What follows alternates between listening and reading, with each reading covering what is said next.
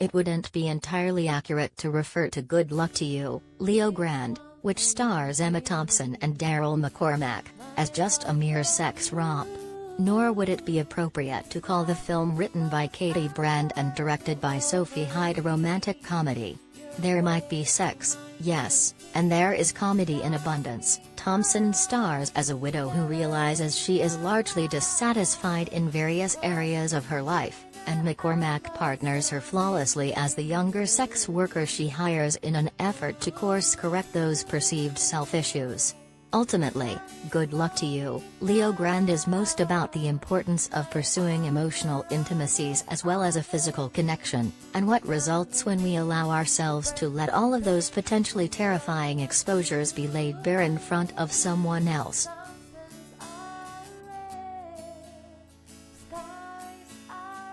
Collider video of the day.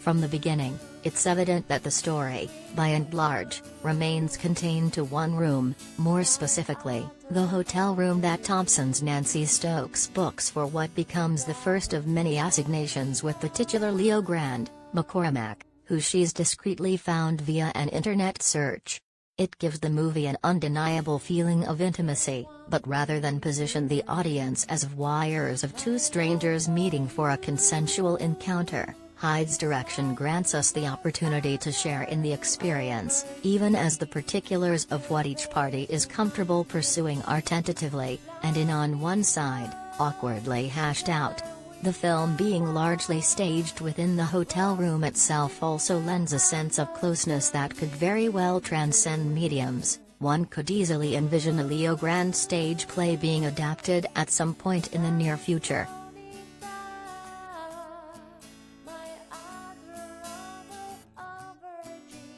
Nancy is a nervous wreck the first time she and Leo meet, and Thompson demonstrates her character's anxiety in every fluttery movement of her body, dialogue tumbling out of her in a rush as she readily downs champagne by the glass. McCormack's Leo, meanwhile, with his lilting Irish accent and focused gaze, is a soothing presence for her from the start, never pressuring, never attempting to steer the situation into a place that Nancy won't be comfortable with, and it immediately sets the tone for their encounters, establishing a safe space for vulnerability and exploration. As the one attentive to what Nancy's body is saying in spite of her attempts at assertion, carefully taking her in as he lounges across his side of the sofa and she flits around. Has been doing this for some time, as he doesn't fail to remind her, and more than that, has not ashamed of his profession. Considering the current landscape, where various aspects of sexuality,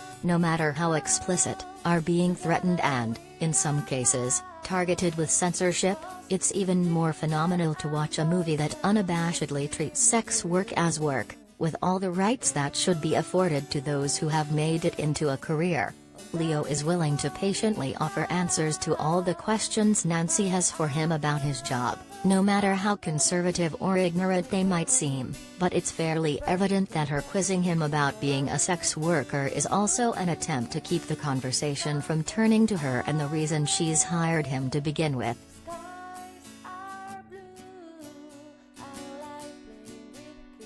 Over the course of their meetings, because one meeting does turn into a second, and a third, all of which are tracked courtesy of helpful title cards, Leo's efforts to settle Nancy's twitchy resistance begin to pay off, but the movie doesn't just keep the focus on what happens when she slowly opens up to him bit by bit, divulging the fact that she's never been able to achieve climax, either solo or with the help of a partner, as well as how unfulfilling her sexual relationship with her late husband had been, even though she never felt confident enough to assert her true needs. Their conversations, many of which take place while they're sitting in bed together while clothed and are framed as carefully as any sex scene, start to become an equal exchange. Even though Leo is keeping some parts of himself back from Nancy in an effort to remain professional, including his real name, he does prove willing to draw back the curtain on his own artifice merely than remain a sounding board for her reminiscences.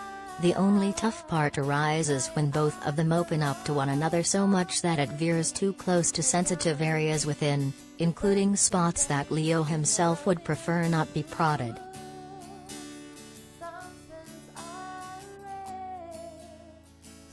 Thus, the lines between professional and personal begin to blur, and conflict inevitably arises when Nancy crosses a boundary that Leo has installed for his own reasons, and while both of them come to the conclusion that this can't be a permanent arrangement, the dialogue that results proves that they haven't just come to a better understanding of one another, but an even deeper comprehension of themselves. Beyond that, it feels downright revelatory to have a relationship like this one portrayed so honestly on the screen, not just that of a sex worker and their client, but one that allows its older woman to express her fears about aging, the look of her body, and whether she offers a desirable image to the person she's with. Maybe it goes without saying, but Thompson is at her absolute sexiest in this film. A scene in which she stands before a full-length mirror, taking stock of her own body after a meeting with Leo, renders her the most empowered, and beautiful by extension,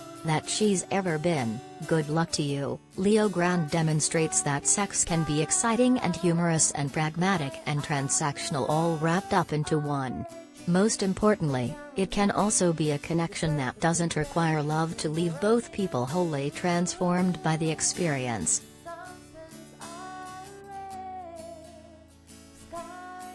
Rating: A.